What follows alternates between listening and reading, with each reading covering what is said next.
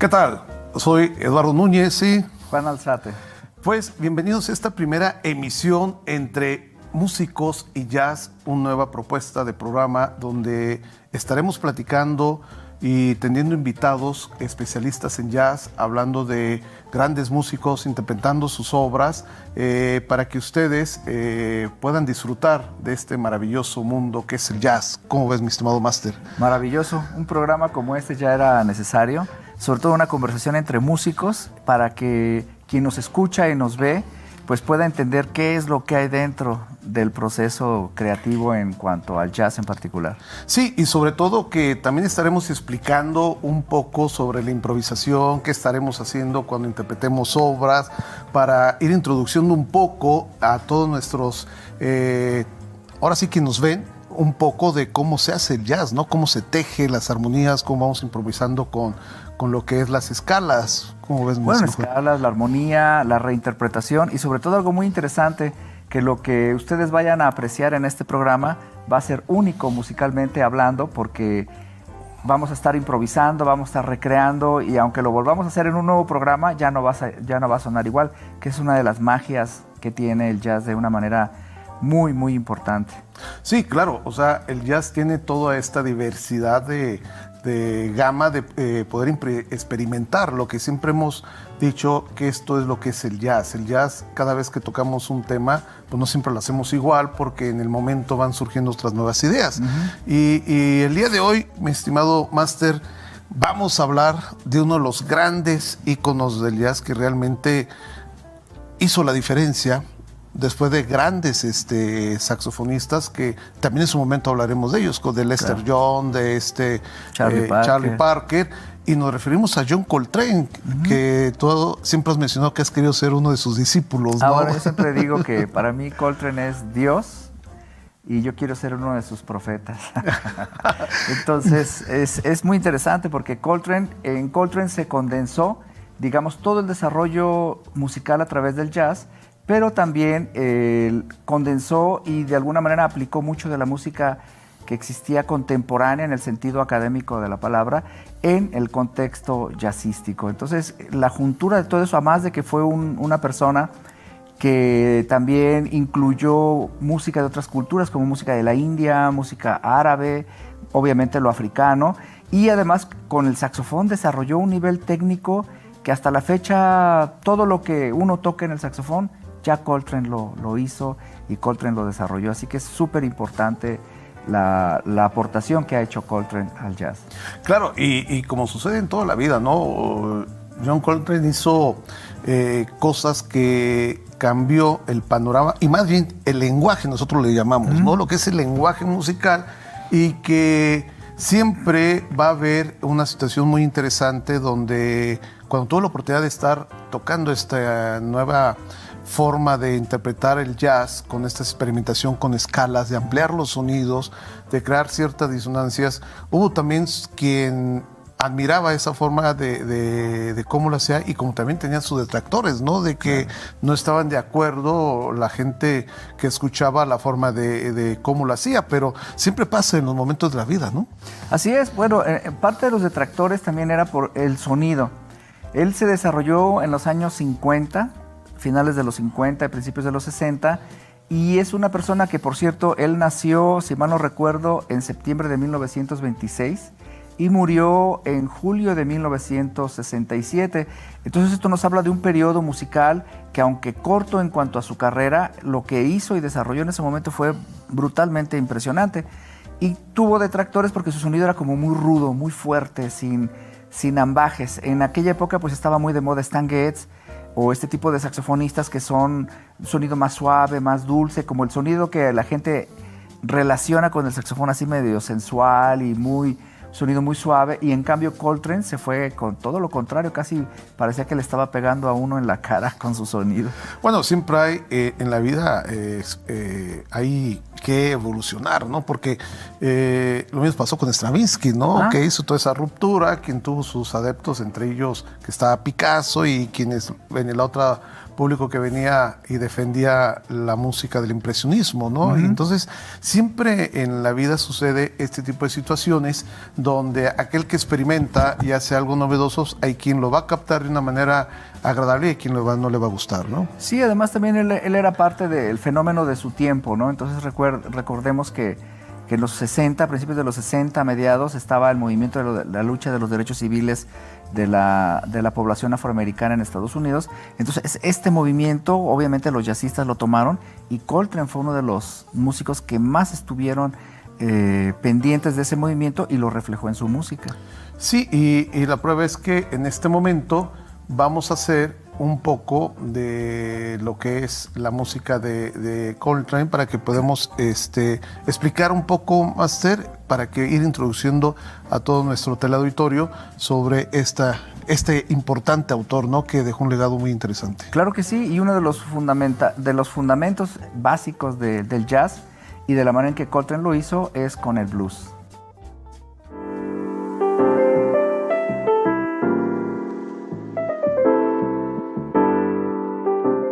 Bien, ahora vamos a interpretar esta obra importante de John Coltrane, Equinox, donde vamos a dar una variación muy interesante entre escalas, algo de blues, esta armonía de blues, la escala de... Es el blues, la armonía, la escala menor de blues, donde también estaremos experimentando con algo de lo que platicamos, de las alteraciones que hace John Coltrane, y espero que sea de su agrado. Viene.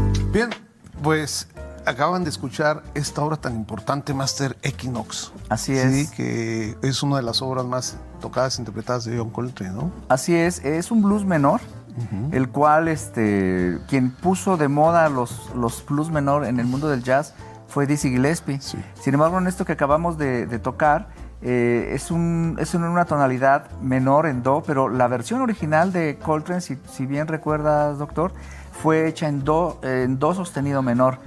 Pero en el mundo del jazz se toca en do menor, como lo acabamos de hacer, donde incluimos, como ustedes pudieron oír al doctor, rearmonizaciones, cambios rítmicos, y establecemos un diálogo en el cual yo trato de incorporar parte de lo que es el lenguaje coltraniano en el sax tenor, y también haciendo sonidos de cuartos de tono, efectos, para que esto también nos dé un contexto de lenguaje diferente y muy cercano a lo que Coltrane buscó e investigó. Y algo muy importante que comentas, Master, es eso.